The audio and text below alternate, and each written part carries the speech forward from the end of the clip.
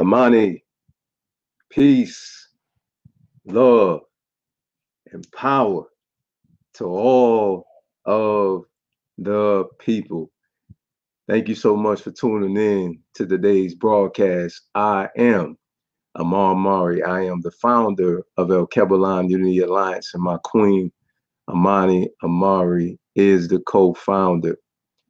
Thank you so much for taking out your time to come here. What it is that I need to share with our people on today. Before I carry on, I like to give thanks unto our ancestors known and unknown before us. Ashe. Opening up with a prayer of blessing. This is a book that my queen and I that we utilize. Bring it closer for you.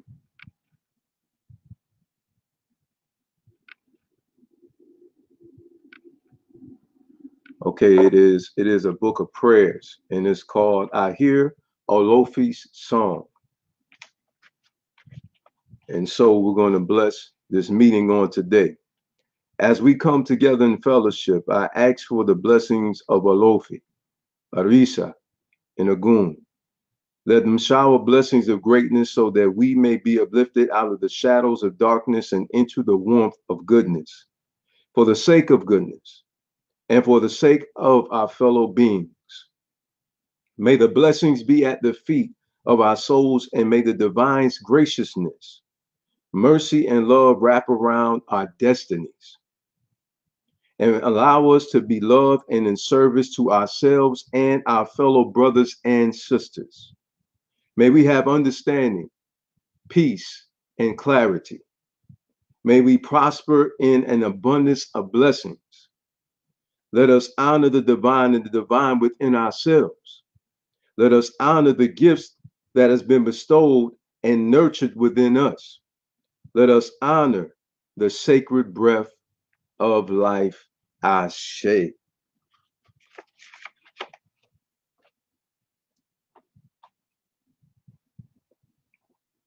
Going to dive into the subject matter on today. As you can see here, you see a photo of myself. I am a former bishop, and as you can see, I'm licensed. And I want to just share with you my journey on today. A lot of people that know my background, they question me about what occurred. Those who know me and don't know me that hear my testimony. So, I thought it would be good to share what has occurred. My queen and I, we had this conversation, and I want to honor my queen as well as Amani and Mara that's on right now. Love you, beautiful. Thank you so much for your love and support. Again, it would be remiss of me not to honor my queen. Okay, so I greatly appreciate you and all that you do, beautiful. Thank you for all your prayers and encouragement. So, with that being said, I want to discuss why I left religion. And I want to put a disclaimer out there because I don't believe in bashing anybody. Okay, I believe in just highlighting, the facts. And I've never known anybody to be set free by lying to them. I believe that lies, the only thing it does is when somebody lies, is it causes someone to be in a place of stagnation. I don't know anybody that's set free in their mind by somebody telling them a whole bunch of lies. All those who I know who eyes are open today, they have received the facts, and the facts are the truth. Now, I know a lot of people, they quote a verse and they say, you shall know the truth and the truth shall set you free. No, no. And the reason why I say no is knowing is not enough. It's the implementation of the information that brings about the transformation that makes you into a new creation. It's a lot of people that know that they shouldn't be smoking cigarettes, but they still smoke. A lot of people know what they should and should not be eating, and they don't do it, and they die because of heart disease. So with that being said, knowing is not enough. You have to apply what you know. And once you do so, then you'll see the transformation occur in your life. And that's what had happened to me.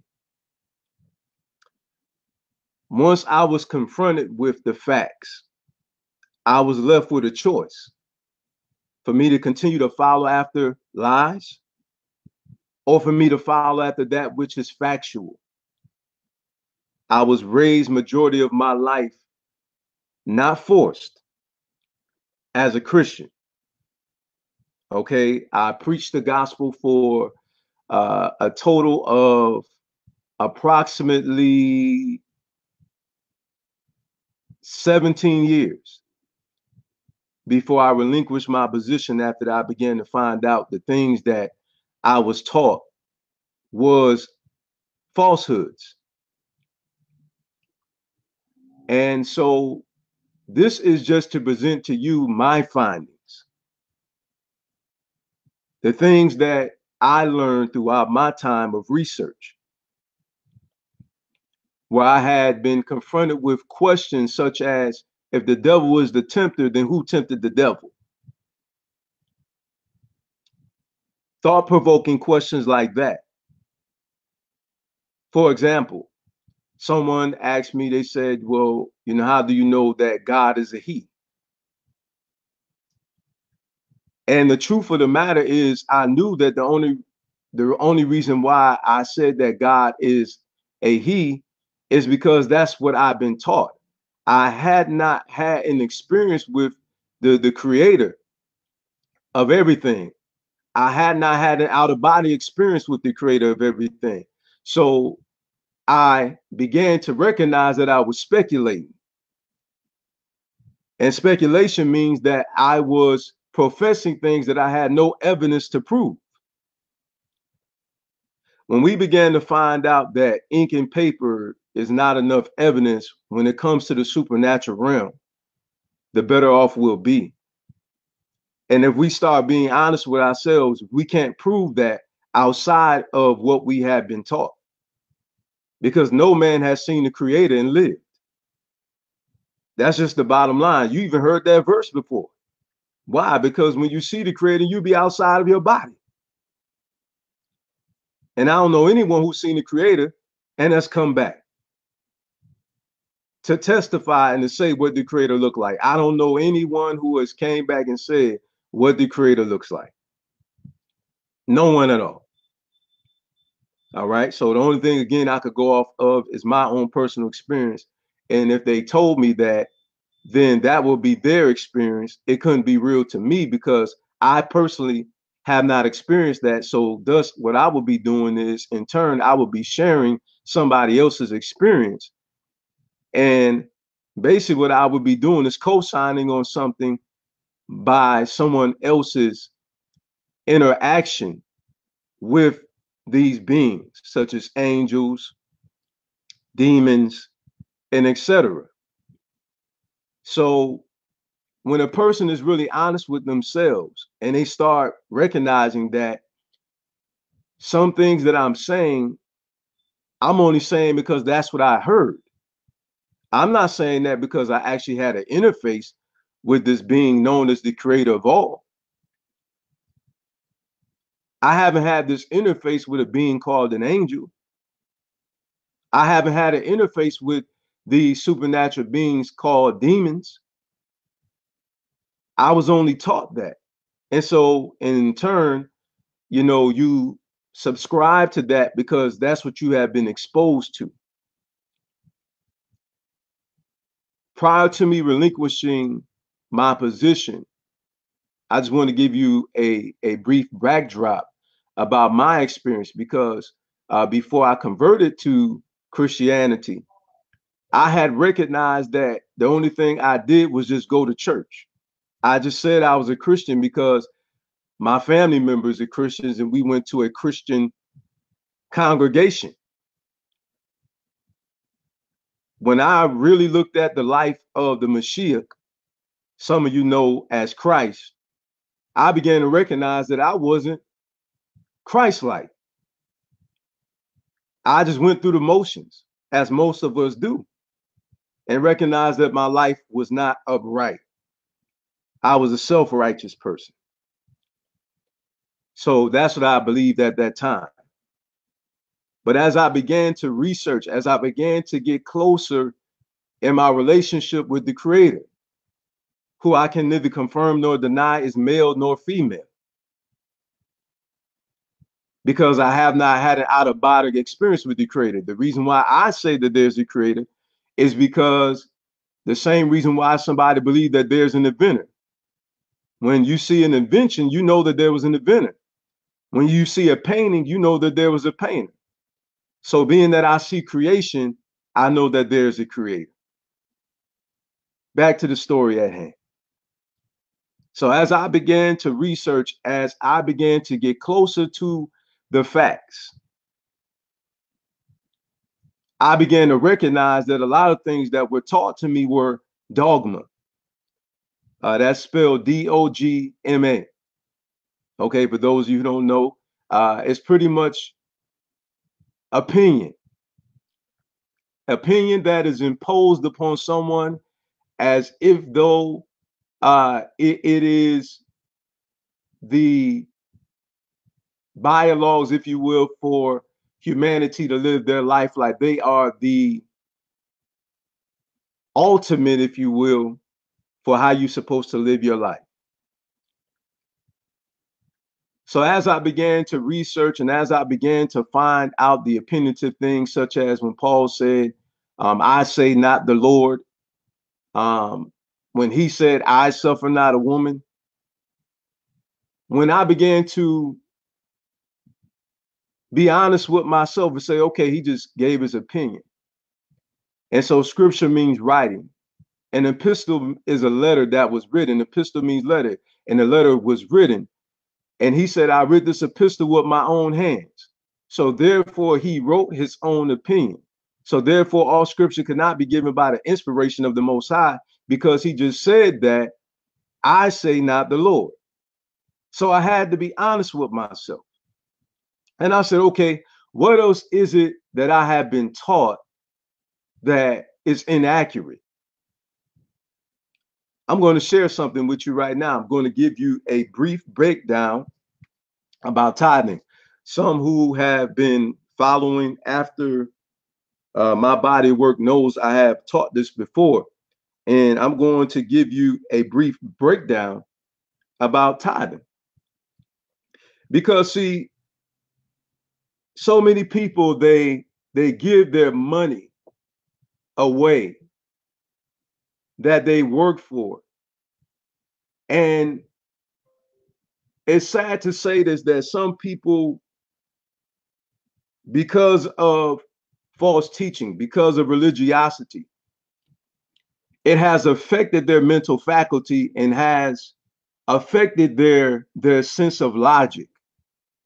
Because the popular verse that a lot of people like to use when it comes to using your intellect amongst them is, trust in the Lord with all thy heart, lean not to thy own understanding, in all thy ways acknowledge him, and he shall direct your path.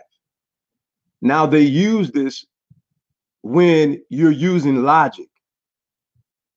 And what never made sense to me is that the Creator gave us logic, gave us intellect so that we're able to think. So why would I be punished for using the logic that I have been given? That doesn't make sense to me. I'm given the mind to think, but then I can't use the mind that's designed for me to think. That never made sense to me. And so what it does is it dumbs people down and it keeps them from using their common sense. And so a lot of people, they'll go and they'll give their rent money, they'll give their mortgage money, they'll give their car note money to a temple because they've been misinformed about a verse that Elijah and the widow, there's a widow who allegedly had given all her money, but didn't say that she gave all of her money, didn't say money at all. And also another thing was, it never said that she gave him all of what she had. It says that she gave him some of what he had, not all of what she had, only some of what she had. And so you have these lying prophets that stand before people and tell people, oh yeah, you know, sow a seed and then God will bless you. And then these people, lights are being turned off, their houses are being foreclosed, the people are being kicked out in the street, and then they think that they're suffering for Christ. No, you're not suffering for Christ. You know, you're suffering because you're not managing your money properly. What about the verse that says that the wicked borrow and don't pay back? Let's talk about that. Let's talk about the laborer is worthy of the hire. So if somebody did some work on your house and you owe them the money, how is it upright for you not to give them the money? Didn't Yeshua say, render unto the Lord's what is the Lord's, and render unto Caesar what is Caesar's? Did he not say pay your taxes? Did he not pay taxes? But they don't want to talk about that. They want you to get in a line and they want you to give your money away, and you work in order for your needs and wants to be met. So people have been deceived. They've been deceived about tithing. They don't teach tithing right. I'm getting ready to dive into that right now, and I'm going to give it to you very briefly. What sense does that make when you're constantly getting in debt, your credit is getting bad, and you call that suffering for Christ? No, that's not suffering for Christ. You've been miseducated. You've been misinformed. Okay. You can't give somebody something first when something has already been taken. For example, your paycheck, you get taxed before you give. So that can't be a first fruit because the government took taxes first. So you're giving second. But see, they want to make up these lies. They want to try to dress it up and, oh, this is the first. No. First is first, second is second. If there's two people standing in line and the first person is in front of the door, you don't go around the first person and go to the second person and say that that person is first. If you say first come, first serve, no, that's second serve. So the first person standing in line is the first person. And so this is the reason why I'm saying this, because it's not logical. And so people are brainwashed, believing these lies, and they're being miseducated. And you have marriages ending, you having children starving, you're having children not wanting to have anything to do with the Creator because they've been taught that, you know, they're supposed to suffer. You have children not having school clothes, and also the household going without, and the person driving around in a Bentley and a Rolls Royce, but you have single parent mothers at the ministry that's walking. There's nothing upright about that. That's not uapele. That is not good character. But in Ifa, that's taught good character. You're not taught to neglect your family in the name of God, in the name of Olodumare. You're not taught that. Okay? So now I'm going to give you the verses. I'm going to break it down to you, and I'm going to prove to you, and I'm going to show you that the tithe was never money. I'm going to give you book, chapter, and verse. To take me nothing but approximately, give me probably about 3 minutes to read through this. And I'm going to prove to you, I'm going to show you also that the tithe was only for the Levite. And I'm also going to prove to you and show you that it was only for the house of Yisrael. Because I want you to see that you have not been taught right. And also there's information that is missing. There's also a third year of tithing that they don't talk about. A lot of them don't talk about a tenth of the tenth that the priest gave. And guess what? Is a heave offering. A heave offering is something of agricultural substance. It was of grain and oils and wine. And then the priest took the tenth of that and presented it to the Most High. And I'm going to give you book, chapter, verse about that. I'm going to give you book, chapter, verse, and I'm going to show you that if the people were too far away from the place where the Most High had designated, that they were to turn their offering into money. Now listen, if the offering was already money, then why would they have to turn it into money? Why would they have to exchange the offering for money if it was already money? We're going to dive in. I'm going to give you book, chapter, and verse.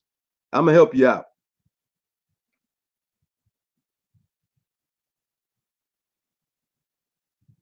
And I'm going to show you what Malachi 3 and chapter number 8 actually means.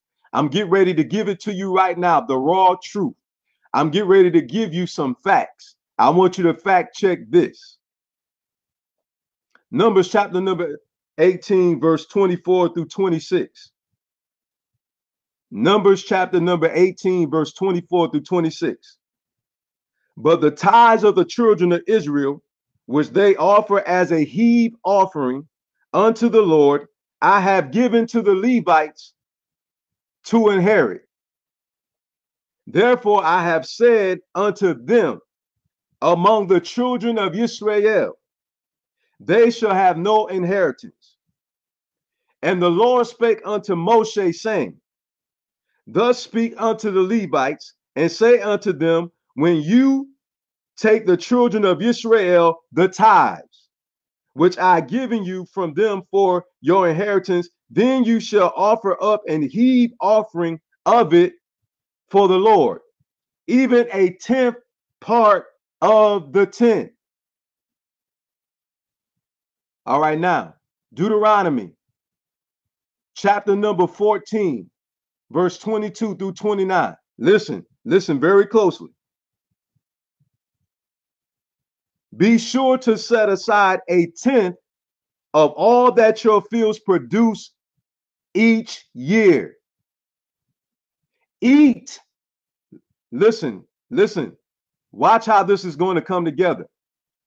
Eat the tithe of your grain, new wine and olive oil, and the firstborn of your herds and flocks, in the presence of the Lord your God at the place, listen, at the place he will choose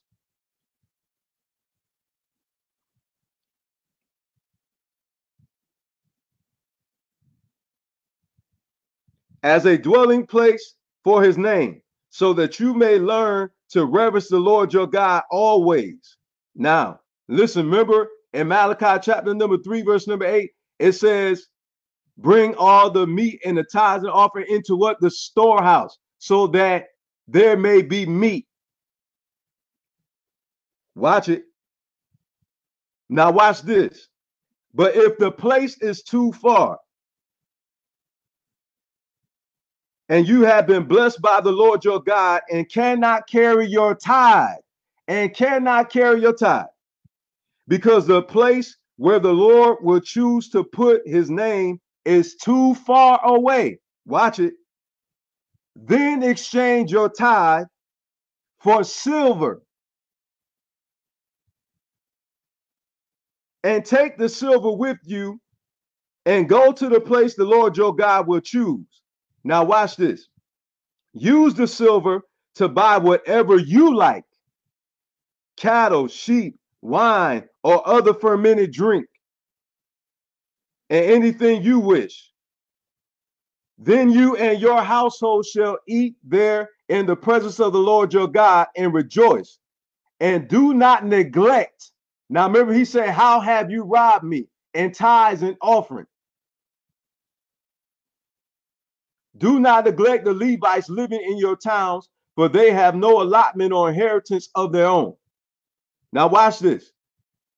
At the end of every third year, bring all the tithes of that year's produce and store it in your towns. Store it in the storehouse. Store it in your towns. Huh? Bring all of it into the storehouse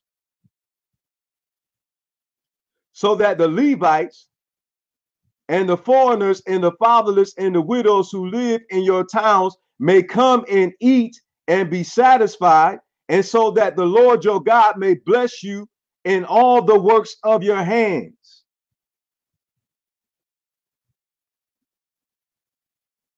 Now we're going to go to Malachi chapter number 3, verse number 1, and it says, the burden of the word of the Lord to the house of Israel by Malachi. Now, let's go to Malachi chapter number 3, verse number 8 through 10. Will a man rob God? Yea, you have robbed me, but you say, in what way have you robbed me? He said, allegedly in tithes and offerings. He said, you are cursed with the curse, for you have robbed me, even this whole nation.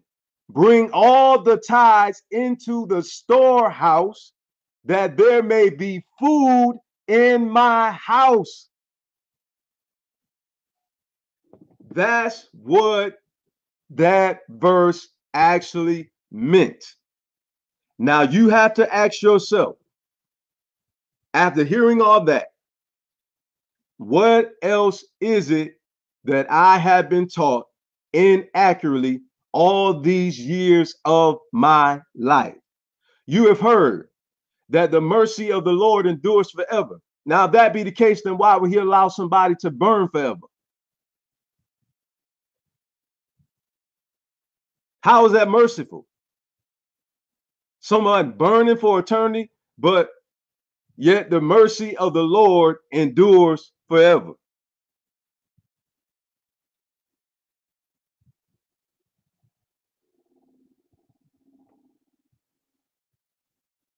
This is me with my brother, Dr. AK. He is a social pathologist.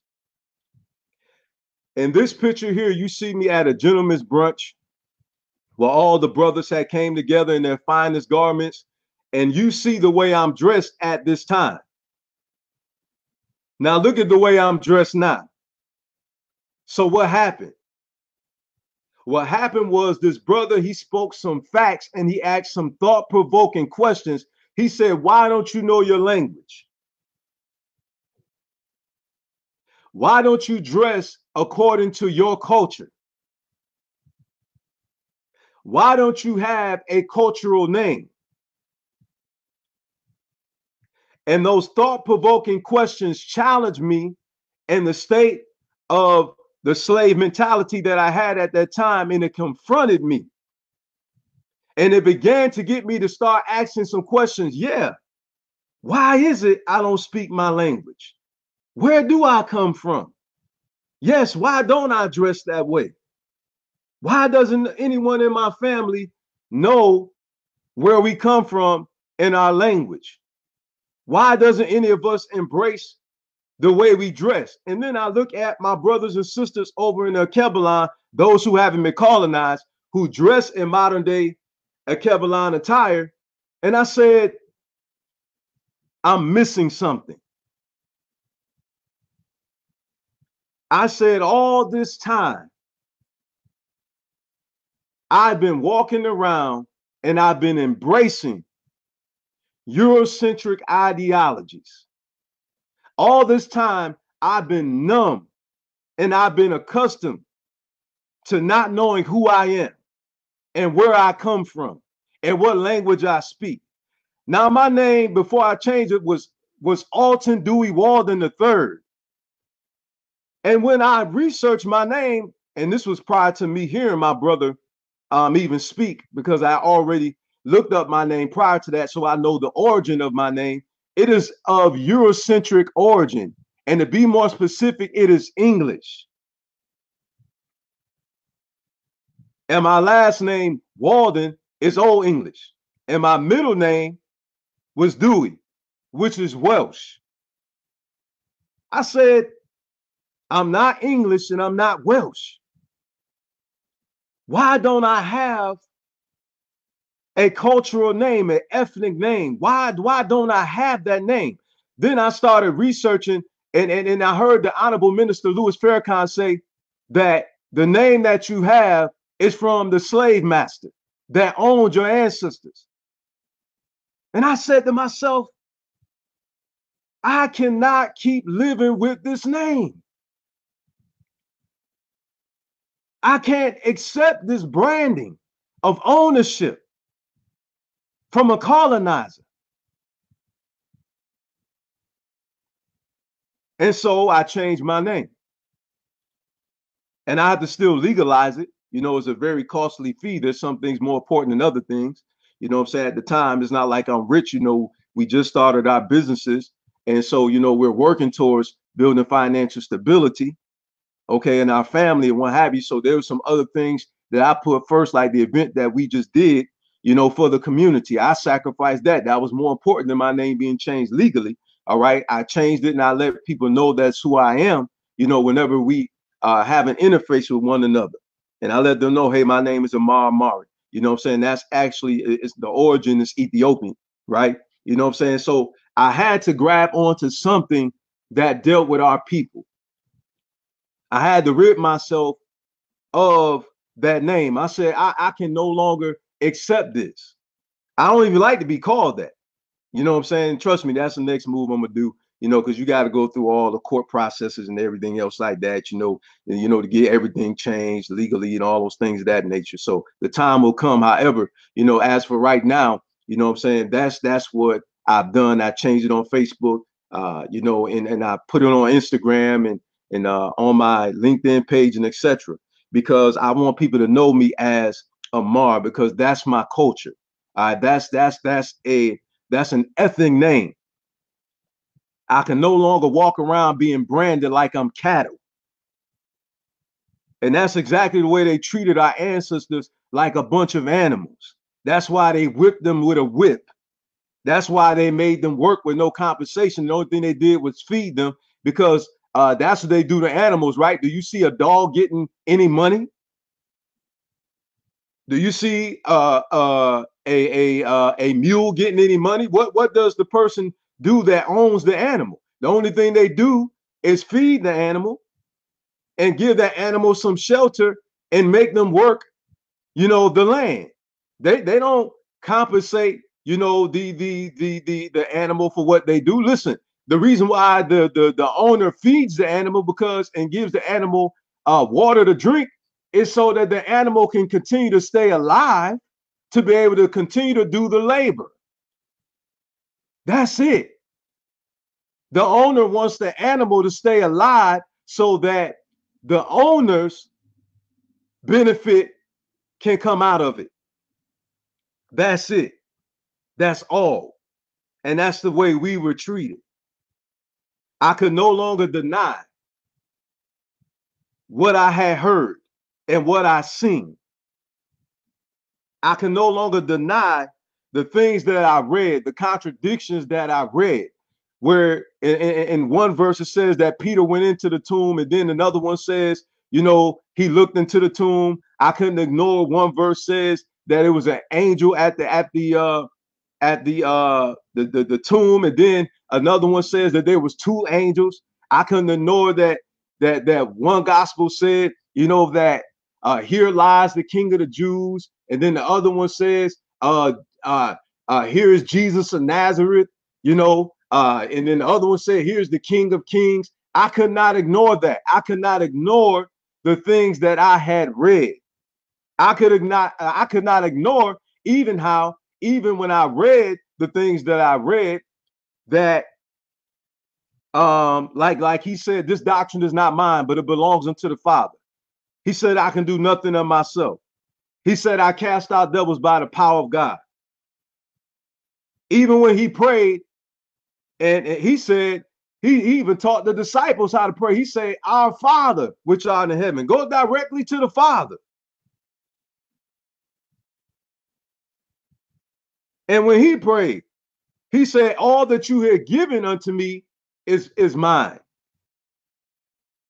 And then another verse says that he said something about the business, because I don't want to misquote it. He said, when the apostles allegedly asked him, could they sit at his right hand, right? And then one said that a woman came to him and asked him that, and the other one, the apostles asked. And then he said, well, it's not mine to give. Well, if all power is given unto you, then why can't you do it? You understand? So this is something that I could not deny. So this is my son and I. And so I had to ensure that I fix the problems that I started. I had to ensure that I fixed the error of my ways. And so because I recognized I had raised my son in this fashion, it is my duty and my responsibility to help my son to unlearn those things that he had been taught, the lies that he'd been taught ignorantly by me, just like I was taught things ignorantly by those who taught me those things. And so I had to lovingly go educate my son. And here in this photo, you see where he has a polo shirt on. And here you see, after him and I had numerous conversations, and I began to tell him about where our ancestors came from. And I began to tell him about what happened to our ancestors, how, that religion was imposed upon our ancestors, and how we never practiced, this religion until we were colonized, and how even within our spiritual system that there is a female God and that there is a male God. When you're talking about Oshun and Yemiya, okay, and over in Oya, you know what I'm saying? And over in Kemet, you have Aset.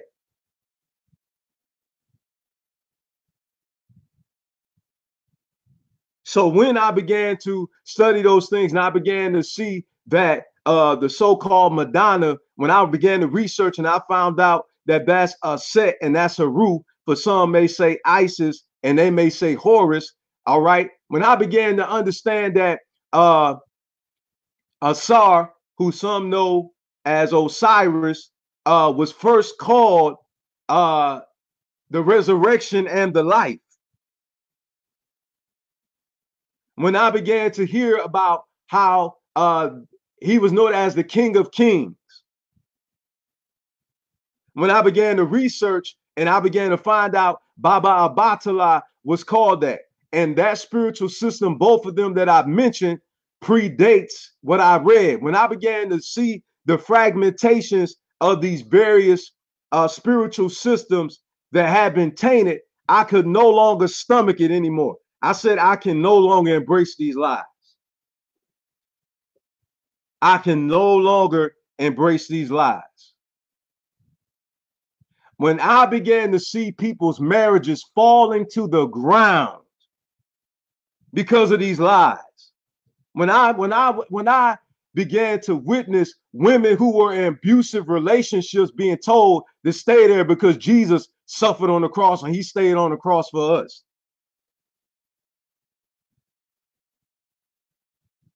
I said, this is a bunch of foolishness. People going broke. People starving. People losing their roofs over their heads, and they've been brainwashed to think that they're suffering for the Creator's sake. I can no longer stomach that. I can no longer stomach the lies. And then they say, well, you don't have to do sacrifices no more because that's under the law. But tithing was under the law too. So what are you talking about? And tithing wasn't even for you anyway, because you are from Ekebelon. You are from one of the Ekebelon, people. Some believe that they're Hebrew Israelite. Well, that's another story within itself. I mean, they're going off of that because a book says they was brought over here on ships. Oh, we was brought over here on ships. And I'm like, do you not know the history of where the slaves came from? Everybody didn't come from, the same tongue speaking people. Everybody wasn't a Hebrew. It's a historical fact that some of our people were brought from. I know my grandfather, my great great great grandfather came from Ghana, and he was a slave down here in Florida, in the Sanford, Florida area, and he was freed, and he met my great great grandmother down here who was full blooded Cherokee, and I got that from one of my older cousins. Not because of what some book told me. I know my bloodline because I heard my grandmother, and my son heard his great grandmother sit at the table during lunch and tell us that our roots come from, Cherokee people, and that our grandfather was a slave and was free from over in El Cabalan. So it wasn't because I read a book and a book told me that. See, our tradition, who we are, is passed down to us from our elders. And that's what had happened. We were cut off from these things. And so now it's up to us, those of us who are conscious, to lovingly share the facts with our brothers and sisters, not mockingly, not calling them stupid like I heard some brothers and sisters say, calling them all type of names, putting all type of memes and everything, mocking them, making fun of them. That's not love, brother and sister. And that's why they won't listen to what you say, because you mock them and you joke about it. What's so funny about them believing that someone was born in a virgin birth? Well, I don't see what's so comical about that. What's so comical about our brothers and our sisters being brainwashed by these lies and hanging their hopes on, this white savior to come and set them free from the situations that they need to make choices, conscious choices and decisions to come out of? I don't see what's so funny about that. There's nothing funny about that at all. I can't see what's comical about our brothers and sisters literally dying spiritually, literally suffering, losing marriages, losing money, not having nowhere to live, not having vehicles to drive because of these lies. I can't see where that's funny. That doesn't strike anything humorous to me at all. I don't see nothing funny about them still following after lies and still bowing down to a flag that was created during the time of slavery. Nothing is funny about that to me. Nothing is funny about them standing up during the national anthem, oh, say, can you see, to the dawn's early light, what so proudly we hail as a twilight's glass gleaming, and the rocket's red glare, the bombs bursting in the air gave truth to the night. That our flag? That's not our flag. Your flag, their flag, is whatever their country is over in El Cabalan. That's not our flag. We are not European. And when the system, this government system was created, it was never created with our best interests at heart. Huh? So I can't see what's so funny about that. I can't see what's so funny about how after you tell them the facts, they still walk away blindly. You know why? Because they've been brainwashed. They're closed-minded, just like we were, those of us who are former Christians. And I have to get on some of you because guess what? So once were you. You used to believe those lies too. Now all of a sudden, now you get this higher level of knowledge and wisdom and understanding, and now you forget where you come from, and now you're mocking people and making fun of them. That's immature. You're acting like you're back in high school or something, or nursery school. Grow up, because nothing is funny about it. Nothing is funny about it at all. Pride go before destruction, and the haughty spirit before a fall. That's very arrogant of you. Okay? So now, with that being said, it is upon us. It is upon us to share these facts in love. and share this body of information in love and allow common sense to be able to deal with them. Allow them to go back into research and them to go back into study. It is up to them. And you know, another thing, another issue I have is with religious people who impose their beliefs on people. You know, they don't recognize that they're imposing, and then they look at you like something is wrong with you. They continually force. They go on people's pages. They want to start quoting all these Bible verses. Or they're your friends on Facebook and they want to quote all these Bible verses and everything else like that. The last time I checked, no man could come except for the Creator draw them. So who are you? Who are you? No man could come except for the Creator draw them. Why do you think, brothers and sisters, that you don't see monks out on the corner? You don't see people who follow after Ifa out on the corner.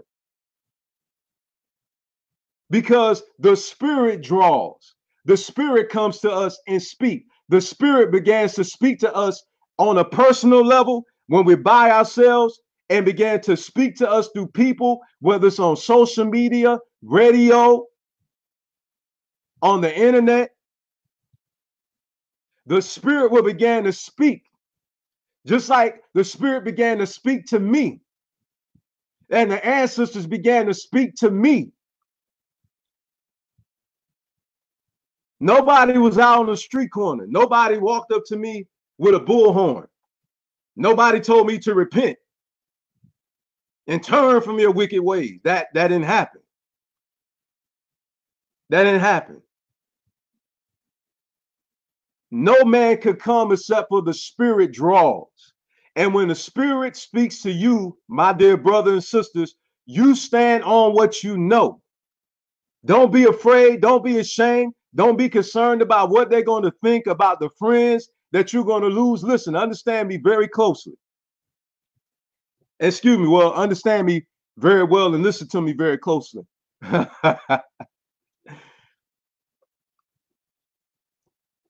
Those who wake up will come back.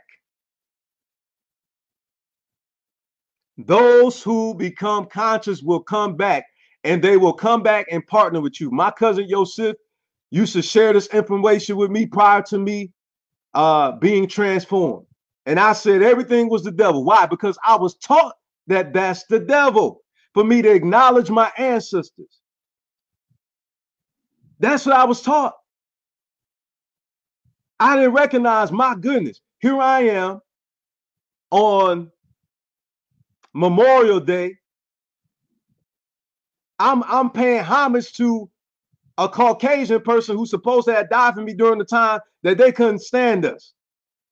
And some of them still can't stand us. So, you know, I said, wait a minute, now how am I going to stand up and pay homage to somebody who never shed their blood for me?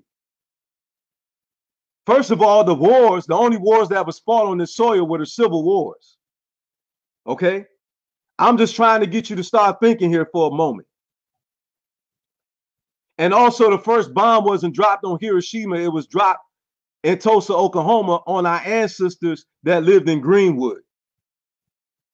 Okay? So now all these wars been fought off of this soil called America. So how are they defending our country? So how are they fighting for you? Where's the attack on America? Do you not understand that it's investments over there? Do you not know that our Caucasian, every ethnicity named under the sun that is in this continent is going over there losing their lives over investments, over property investments? Do you not understand that? So where have they defended us at all? Where is the defense of this soil? I want you to meditate on that, and I want you to think about that. See, we've been deceived. We've been lied to for numerous years. You are not an American. If a Chinese person is born in Jamaica, does that make them a Jamaican? This is the reason why I'm saying we have to use our logic. Just because you're born in this continent doesn't mean that you are an American. No, I am Akan from the subgroup Ashanti. I am Cherokee. That is my bloodline. That is where my DNA is. Also, before the countries even received titles of the name, there was a people. So all of this stuff is made up. You got to understand that all of these is made up. But listen, it's there for a reason. If you got on a plane, you got to know, the person that's flying the plane got to know, okay, where are you going? See, everything happens for a reason. It's logical. It starts making sense. Just like time is in place for a reason. Because if time wasn't implemented, if we didn't have watches, if we didn't have time, it would be completely chaotic. Could you imagine everybody trying to show up at the same place at the same time? If there was no time control? So certain things are implemented for logical reasons. Everything is put in place for a reason. And this is what we have to get back to, is using our logic, our senses, and stop believing these lies that we've been told. Because guess what? Before this book was created called a Bible or Quran or anything else, our people were already civilized. We never needed a book to civilize us. You got to look at the historicity of when ink, pens, and paper, papyrus, and all these things came into being. So prior to that, our ancestors taught us orally. Now, I'm going to give you myself as a perfect example. Guess what? My mother never told me, thus saith the Lord. Stop, don't do this because the Lord said. My mother never told me that. She taught me what was right and what was wrong. I didn't even know a Bible verse, and I knew that stealing was wrong. I didn't even know a Bible verse, and I knew to respect my elders. Why? Because my mother taught me that. I didn't even know a Bible verse about loving my family member, my cousins, and taking care of them and ensuring that I protect them. She never quoted not one biblical verse. She taught me that's your family. You love and protect your cousins. So don't tell me that I need a religious book to lead me and to guide me and to show me how I'm supposed to live my life. Because it is a historical fact of even when the Bible came into being that man existed and civilizations existed on this earth before it was even constructed. So if man was so uncivilized without a book, then why didn't man kill all themselves? We wouldn't even be alive. If man had no discipline and every man would kill each other because they didn't have a book called the Bible or Quran, then we all be gone. That's why it doesn't make sense. This is the reason why we have to be logical. You understand? It's just simply teaching people common sense things. Teaching people common sense things. Let me just share this with you too. You've been taught to do everything for God. Oh, you know, God won't be pleased with this. God won't be pleased with that. Listen, family. Listen to me closely. Are you telling me it's wrong for a person to stop doing drugs because they see it's killing themselves and it's hurting their family member? Are you telling me that that's wrong? And see, this is the reason why I had to rid myself of religion, because that don't even make sense. Oh, that's the devil. You got to do it in the name of the Lord. Let everything be done in the name of the Lord. Come on, man. Come on, man. That is a very honorable thing. That's a commendable thing for a man or woman to stop smoking and drinking and getting high. Okay? Because they find out that they're destroying themselves. They're looking in the mirror. They're seeing what drugs and alcoholism is doing to them, and they see how it's hurting their family. They see how it's destroying their family, and they stop doing these things because they recognize it's just simply not moral. They stop selling drugs. I'm killing my people. I need to stop robbing my people. I'm taking something that don't belong to me. I didn't work for it. I didn't earn it, so I shouldn't be taking it. You're telling me that that's wrong? That's the devil? That don't make sense. What is satanic about that? What is wicked about a man and or a woman ceasing to doing something that's destroying them and destroying their community out of the love of themselves and out of the love for their people? You can never persuade me that that's the devil. That's satanic. First of all, the word means enemy anyway. So how is that the enemy of good?